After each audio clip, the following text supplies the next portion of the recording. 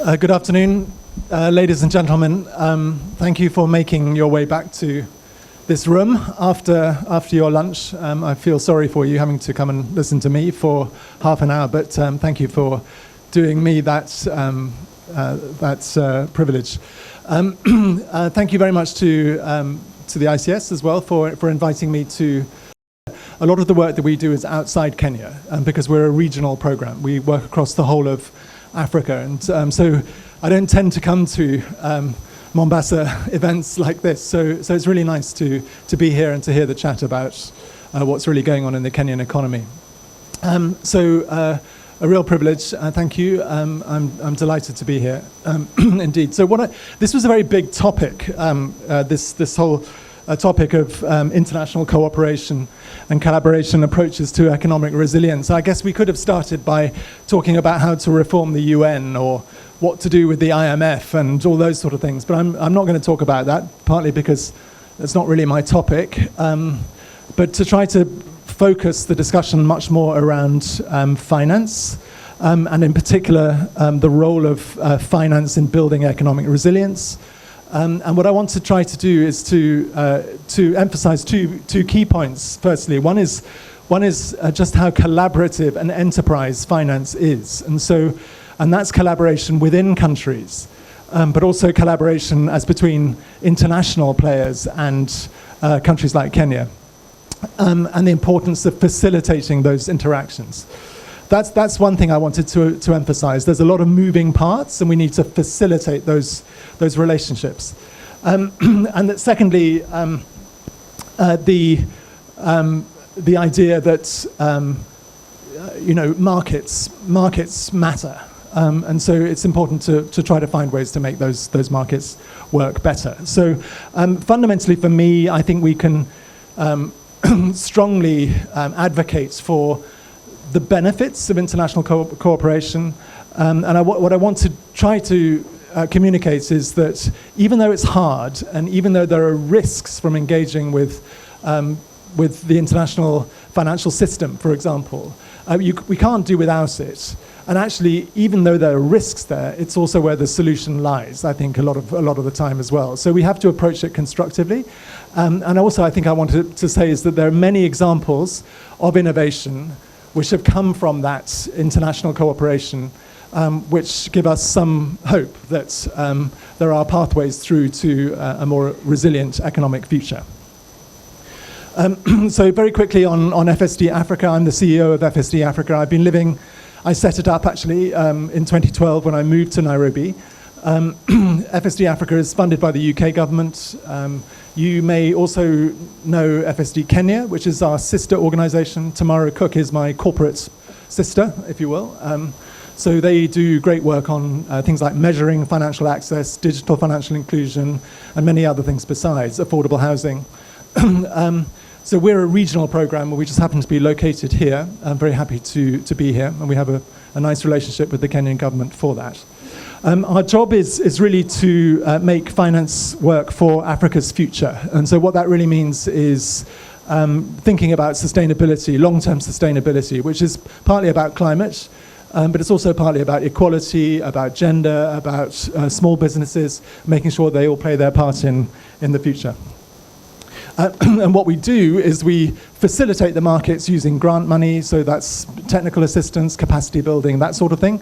But we also have an investment arm as well, so we actually can put our money into financial projects to, as it were, walk the talk.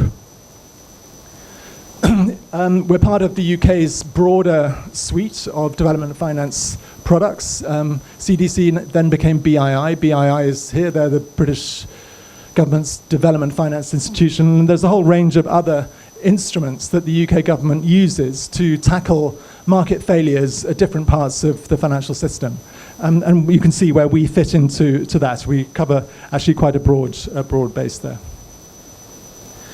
What a market facilitator does, and I think this is just important when you think about the international dimension as well, is that we sort of occupy a middle ground between the public sector and the private sector. And oftentimes markets don't really work because of two things. One is there are coordination challenges within government. So government often doesn't have the money to be able to cause processes to happen, and maybe it doesn't have the technical capacity either to push some of the policy ideas that they want. The private sector, meanwhile, is not attracted by newness on the whole. They don't like the idea of spending a lot of money and a lot of time exploring markets that may not yield that much benefit. And so what our job is really to try to do is to bring these two parts together, to say we believe in the ability of markets to create prosperity and to reduce poverty. But we also recognize that these two very distinct camps need to be brought together in some way. So that's why we spend a lot of time building capacity in both the private sector and the public sector, because oftentimes the private sector doesn't know about parts of the market that are important. And then we spend a lot of time also just trying to create greater incentives really for the private sector to get involved in developmentally important sectors like climate, like affordable housing, and like renewable energy. And just a book that made a big impact on me, which was Amartya Sen's Development as Freedom. The issue, I think somebody was actually almost spoke to this point just before lunch, but the issue is not that we want to do without markets, it's just that we must cause markets to work better. So oftentimes markets work to the benefit of sometimes an elite, a very small elite who benefit from access to information that other people don't have. And so a lot of our job is to help create the regulatory background and the technical capacity that allows markets to function better and with greater fairness. So as it says here, the overall achievements of markets are deeply contingent on political and social arrangements. So the rules of the game that you put in place will determine the outcome of how those markets function. Critically for us, we want markets to grow as big as they can go. And the problem at the moment is that oftentimes markets are simply too small. And so we want them to expand and include more people so that everybody benefits from the opportunities that markets can provide. I know Kwame is going to talk a lot about this, so I'm going to jump through this very quickly. What is the economic resilience that we're talking about? Clearly, there are non-economic shocks that we need to consider that have huge economic consequences, of course. Pandemics, international wars. There are the global economic shocks that we're aware of, the financial system failures that we saw in 2008, 2009, oil price hikes, and so on. A lot of climate-related shocks that concern us these days, not just the weather-related shocks, even though those are incredibly expensive, often causing countries to have to put in maybe 10% of their GDP to sort out climate shocks.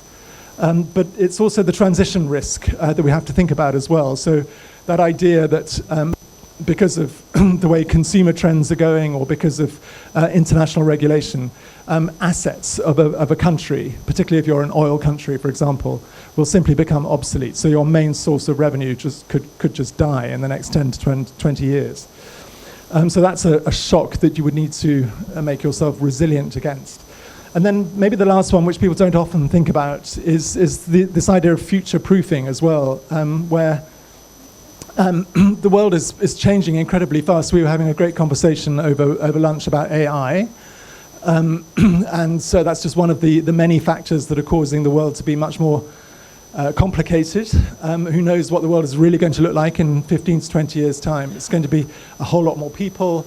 It's going to be a much more competitive place. And so the idea that we should be investing in innovation in order to build resilience, to be able to withstand multiple different shocks in the future, I think is a very important notion that we shouldn't lose sight of. And a very important point, which I didn't really sort of guess until a few years ago, is this idea that no country has ever really grown or grown well on the back of borrowed money. Countries basically do well if they use their internal own resources to look after themselves. And it's clearly important for politicians to be able to have control of their own economic destinies, isn't it? So you don't do that by hitching yourself to the international community and by borrowing, particularly in hard currency. So the more you can lean on your domestic resources, and that's very much what FSD Africa is doing a lot of at the moment, is trying to figure out how you can get institutional capital that is in Africa, how you can get that capital to work. That's a really important sort of change of mindset that we all need to go through. The vulnerabilities, this is the sort of gloomy slide, so I won't dwell too much on this, but I mean, you know, unless you sort of face up to the fact that there are significant challenges, you're probably not going to put the strategies in place that are going to be able to deal with them. First of all, poverty. We have a situation where by 2030, I believe, or sorry, should perhaps say 2050, 90% of the world's poorest people will live in sub-Saharan Africa. We have issues around job creation, which was talked about before lunch as well. So this endless challenge that presidents all have with the number of young people coming into the labour market each year, between 8 and 11 million according to the World Bank, and yet only 3 million formal jobs are being created. And again, the point that was being made as well, which is that we have this phenomenon of jobless growth. So for every 1% of growth, it only seems to produce 0.04% of increase in jobs. So we're on a real hamster wheel if we're looking to ramp up growth in the way that we are generating growth these days in order to create jobs. We have to get a lot more of this kind of growth in order to make any real dent in employment. And so the point that was being made about manufacturing was completely right, which is that we have to find ways to employ more people, and we have to get the manufacturing sector going as part of that. The other challenge, paying for basic services, that's a vulnerability. Total debt service to government ratios, 47.5% across sub-Saharan Africa, which is just an enormous number, isn't it? If half of your tax revenues goes on paying for your debt. The UK, which has borrowed a huge amounts in recent years, is running at about 10% debt service ratio. So, and it's obviously a much bigger economy. This is a significant challenge that we all face. And then finally, climate risks. As you know, most of the world's most climate vulnerable countries are in Africa, very large numbers of people require humanitarian assistance every year, and that just costs a fortune. So very significant challenges that we all face. On the economic vulnerability front, I don't know if you can see that. Again, I mean, the key message here is really what the chief economist from the African Development Bank was saying earlier this year, which is that a lot needs to come right for Africa's economy. Provided all these things happen, disinflation continues, we get the investment in infrastructure, progress sustained on debt restructuring and so on and so forth, then we might be able to regain moderate strength in GDP growth. That's not the most cheerful message when you think about it. There's a lot that needs to come right in order to keep growth going at a moderate rate. We have these big shocks over here, those exchange, you probably can't see those slides, but real horror stories for investors. In Nigeria, for example, and in Egypt, where the currency devalues to quite that very significant extent, massive devaluations. And then, of course, the debt story, which you all know about, which is that it's become almost the new normal for countries to be at moderate, high, or in debt distress. Very few countries are now out of that danger zone. I should just say, and I did make the point in the title slide, that Africa's economy is, despite all the challenges, it is in many countries proving to be extraordinarily versatile. Not that it's necessarily moving as fast as it can do, but I often used to think about this in the context of COVID here, where I'm sure economists are trying to measure the impacts of the informal sector, for example, as a sort of buffer against some of the very big shocks that we saw in COVID. And I think that's really something that we don't pay enough attention to, and it almost acts as a kind of mangrove swamps for economic development, to have that informal sector, especially lubricated by mobile money, which we all have. In the Kenyan context, I full disclosure, I'm not an economist, but I've been doing a little bit of homework. One of the things to emphasize here is that you've got, the point was being made about FDI. I think the governor said it was going to be more like 460 million this year, dollars. I think that's what he said. I may have got that wrong. But FDI is pretty low in Kenya and has been a struggle. You compare that with foreign aid, which is running at about 2.5 to 3 billion, not a very reliable income stream. A lot of the donors like being in Kenya, so maybe they'll continue to pour money into Kenya, I don't know. But it's not something you can necessarily bank on for years and years to come. The more interesting one, of course, is remittances, which continue to grow and grow and grow very solidly. But that's not money that the government can access because that's person-to-person money. But nonetheless, it's a big income stream that's coming in, very much larger in income than FDI.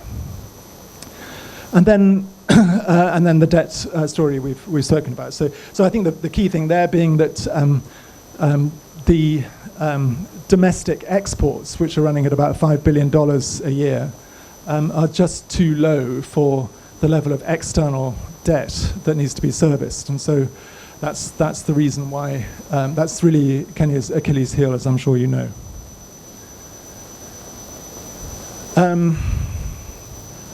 Let me just jump through some of this very quickly. So the financing challenges almost always get talked about in these sorts of terms. First of all, the high cost of capital, which makes it incredibly difficult for projects to become profitable. There are negative risk perceptions about Africa risk, which is not borne out by the facts always. It's not to say Africa is not a risky country, a place to do business, but actually default rates in Africa on infrastructure projects are some of the lowest in the world, which international investors choose not to pay too much attention to. Coordination failures I spoke about before, a lot of challenge in getting big projects off the ground. Lake Turkana, if I'm not mistaken, took 15 years to come to fruition. We have an exact same problem in the UK with big infrastructure projects where you have the obligation to consult with civil society, with landowners, and so on and so forth, in local communities. But that process takes a long time and is very difficult to coordinate. Weak, absent policies and regulation. A lot of our work is to try to strengthen the regulatory environment. It's a very fast-moving world as well, particularly with green finance. So putting in place up-to-date regulations, you really need to run hard to do that. Lack of bankable projects. A lot of people say, well, we would love to invest, but we can't find the projects to invest in. Despite the fact that there are project preparation facilities out there, we just can't find projects that are good quality enough, but also big enough for some of these very large institutional investors in the rest of the world. And then a lack of capacity to support innovation. I'm really talking here, partly about government, but it's also the private sector. So there is, generally speaking, a lack of technical capacity within financial intermediaries. So the investment banks, the brokerages, and so on. But also within sort of real sector companies that are trying to implement interesting projects. They don't have the financial modeling skills, the project management skills often, to be able to get those projects to the point at which international investors can really start to pay attention. But all of which is to say that international cooperation can help in all of those sort of levels, and is helping at all sorts of levels, whether it's the provision of concessional capital, and yes, we need more, whether it's guarantees, and yes, we need more, but the whole capacity building issue, the whole idea that you can set up something like an FSD Kenya or an FSD Africa to help lubricate some of these processes of change and pay for the policy and regulatory reform, all of that is happening. We must also recognize that there are limitations to what international cooperation can do to help. So, in the end, it's not for us to get involved in determining macro policy. That's a political issue, and it's a matter for domestic governments to figure that out. There's also a geographical issue when you look at the African continent, which is that fragmentation, lots of relatively small countries all wanting for example, their own stock exchange, all wanting to have their own rules, and you can understand why. But nonetheless, that makes it very difficult for international investors to come and play at the sort of scale that they would ideally want in Africa, because they have to go through 5 or 6 or 7 different regulatory regimes in order to make their investments safe. So there are some significant limitations to international cooperation, but it is also, I think, part of the solution. This is a sort of schematic of what the financial system looks like, the blue being the domestic financial system. You look at exchanges, the regulators, governments, financial institutions, all those sort of players, which is complex enough. And this is a very simplified version of this. So that's the sort of domestic market. And the links into the international financial system are just innumerable. I mean, they go on and on and on. Very often, of course, they're the same companies. So KPMG, links into KPMG in Kenya, or the international banks, all part of the same international banking groups. But there are multiple other linkages as well. And very importantly, regulators are closely linked into the international standard-setting bodies and indeed international regulation, and pay very close attention to what IOSCO, ISSB, IAIS, and all these sort of people are recommending or issuing guidelines. And so those sort of bodies are very, very influential in the way domestic financial markets operate. And it's important that we also inform those international bodies of what's really going on the continent, and African countries or companies' ability to be able to comply. So in short, it's very hard to conceive of a financial system that's not connected internationally. North Korea, Sudan, but even with Sudan, there's always a way it is going to be connected into the outside world, because these countries very often can't function on their own. And then I just wanted to say that it is very, very important to strive for compliance with international standards.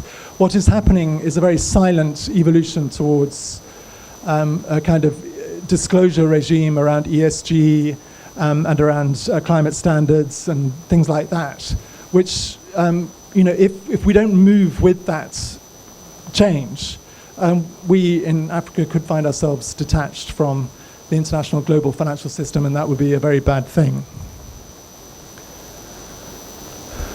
Something gone funny on the formatting, but never mind. Just a couple of sort of case studies, as it were, or at least examples. So mobilizing domestic private capital, I mentioned we have $2.4 trillion, 2.4 trillion, think about it, $1 trillion of institutional capital in Africa already. So that's pension funds, sovereign wealth funds, collective investment schemes, assets under management in the insurance industry. 2.4 trillion, Kenya itself has 30 billion. So this is significant domestic resources, but as you know, most of those are tied up in government debt most of the time. And so part of the job for all of us, we would maintain, is that we should try to winkle out as much of that long-term local currency capital out of government debt, and certainly out of those money market funds, and into sectors that we care about, like housing, like agriculture, and like energy. So the challenge at the moment is that institutional investors are very risk averse, but they're also looking for new products as well. And so government debt that used to be considered risk-free, if you look at Ghana and Zambia, for example, is no longer quite as risk-free as it looks, right? And so these organizations are looking for diversification. And so people like us can help them diversify into different kinds of financial instrument, bonds, funds, and so on and so forth, that give them a diversified exposure. And that's a lot of what we do these days. International cooperation has also produced a lot in the way of blended finance and guarantee companies. We work a lot with a company called InfraCredit in Nigeria, which is a collaboration between the Nigerian Sovereign Wealth Fund and and Garant Co., which is owned by a number of countries, including the UK. And what InfraCredit does is that if you're a renewable energy project developer and you want to issue a bond for your long-term financing, InfraCredit will guarantee all of that bond. So 100% of that bond will be guaranteed. And that's a really interesting example of collaboration where the international community wants to get more capital to work. Then the Sovereign Wealth Fund wants to get economic development happening in its country. And so it's come together in this thing called InfraCredit. As you know, there's a lot of efforts to reform the global financial architecture, the way the World Bank operates with the other multilateral development banks, the way it interacts with the IMF and so on and so forth. There's been a huge amount of effort on that. I'll talk about that in just a minute. But fundamentally, there's a lot of international capital that's looking for investments in Africa. They want to partner with domestic players. They want to share that risk. And they're also able, in doing so, to transfer a lot of valuable technical knowledge into these markets on financial modeling, deal structuring, ESG, and so on. On climate finance, which is part of a lot of what we as FSD Africa care about these days. Just a couple of facts here. So first of all, African countries, in writing their nationally determined contributions, in other words, the amount of money that they were going to put into fighting climate change themselves. If you add all of that up, it comes to a very large number. In short, the requirement is for about $280 billion a year for the next 10 years to put into mitigation and adaptation. And African countries are only committing themselves to put in 10% of that. And so if in Kenya's case, for example, the Kenyan updated NDC is 62 billion. That's what they're saying they need to find. And 87% of that is to come from international sources, is what they say, is what the Kenyan government is saying. So we can't, if Africa is to meet its climate obligations, and these are obligations, let's not forget, there has to be international cooperation because they're not going to do it without that collaborative arrangement. So, the second dimension to that is it has to involve the private sector because governments in the global north are also fairly cash-strapped. And so we have to look at ways to increase the involvement of the private sector in finance for climate change. And we must just remember that finance for climate change doesn't just go into a sort of bucket and is shoved away. It is actually put to useful use, right? It goes into renewable energy, it creates jobs, it goes into different kinds of agriculture, it goes into green industrialization, and so on and so forth. So it is a different kind of economic growth that can be very, very job creating. But we need to find ways to involve the private sector to a much greater extent. And one other element of this, which I think is important just to highlight, is around disaster risk financing as well, which is chiefly a kind of insurance, really. So the World Bank issues finance quite quickly, sometimes when there's a climate disaster or a pandemic. I think, again, a lot of the international development partners are very keen to be more efficient in the deployment of instruments that pay for climate disasters when they happen, because there are going to be more and more of them. Africa Risk Capacity is, you may have heard of, this is a sovereign risk thing where if there's where countries pay insurance premiums, only, as you can see, 73% of the premiums are actually paid by donors these days. And if there is a disaster, then ARC pays out. Kenya doesn't pay, has chosen not to participate in ARC, but many countries do, and Zimbabwe, for example, which is going through a very serious drought at the moment, has just received a big payout as a result of ARC. So I think that's an important, another important dimension to bear in mind. I just want to talk a little bit about the Africa Climate Summit again, because I think this is a very interesting example of international cooperation. We were very involved in the Africa Climate Summit in helping put on events around the summit. I think it was a very, I mean, for a start, it resulted in significant commitments, significant financial commitments from a number of countries and other development partners. And even if only a small fraction of those come through, it's still a very big number, right? So I think it was a real win. But I think much more importantly, it reset the narrative into a kind of narrative that was much, much more attractive to international investors. So no longer one around need and sort of, needing to put money into something to stand still, but rather to grow the future in a different way. And I think the other thing that was very significant about it was just the large-scale ambition around the Africa Climate Summit, which investors like. They want to sort of back things that promise large-scale change. These are huge institutions, some of them, and they want to feel that they can really contribute to that. And so when the Nairobi Declaration talked about, the kind of level of investment that was going to be needed for renewable energy, people start to say, okay, well, fine, we get it. So how do we do that? I think it's very important to have that very high level of ambition. And perhaps the last case study is just to talk about is carbon markets. And again, we're doing a lot of work on carbon market development, where a lot of people are very excited about Africa's potential to generate carbon credits, which of course are hard currency, translates into hard currency income for the issuing country. And so when you think about it, because Africa doesn't really emit that much, emissions are growing in Africa, but it doesn't really emit that much. It is fundamentally an international cooperation idea, isn't it? Carbon markets for Africa, because it's polluters in the global north that are looking for offsets in Africa. So carbon markets are simply not going to happen in Africa unless we engage well in international forums around carbon market development.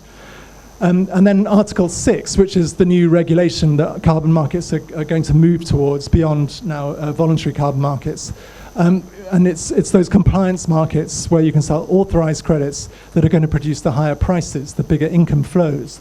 And those, again, it's an international discussion that's going on, and it's very important that Africa plays its role in that and is able then to deliver the kind of quality credits that people then want to buy, because that's the way you're going to get the best prices. There will be a lot of emphasis around project development, carbon project development, and there's a lot of coordination challenge in getting these carbon projects up and running, consultation with local communities, with governments, and so on and so forth. Where donors and DFIs can play a very useful role, I think. And even to the extent that international insurance can also insure insure against the risk that carbon credits don't flow. So what can be done to improve that facilitation between domestic and the international players? I think there's a lot that can be done, for example, to build more in the way of coordination mechanisms between governments, within governments, actually, across government ministries. Carbon markets, very interesting case in point, where there are always issues around ownership, which ministry should be involved, should be leading on this, and so on. It's been quite a difficult discussion in many countries. I think we're getting there on that. But nonetheless, it's always going to involve multiple ministries. And there needs to be good coordination mechanisms to push forward those kinds of programs. I think governments are sometimes not as good as they could be in understanding the private sector mindset. So the private sector needs to move really quickly, otherwise it's going to lose interest. It can't afford to spend time on lengthy processes. And they also just don't have the risk appetite to get into very risky areas. So I think governments sometimes need to understand exactly what level of risk the private sector is prepared to take. I think sometimes greater flexibility on hiring practices would be good. Part of the problem with dealing with governments is that there are just not enough people who can help manage those processes. Sometimes we find, there's just really fantastic champions who are pushing things forward, but we need those people to be replicated 10 times over, and we don't have that often. And then on the donor side, I think donors could be much more flexible in the way they fund. They could make it a lot easier for governments and for companies to access money. I think there needs to be much more emphasis on localization, which means developing better listening skills as well. So I think donor organizations are often interested in pushing their own products and less interested really in listening properly to what local governments really want.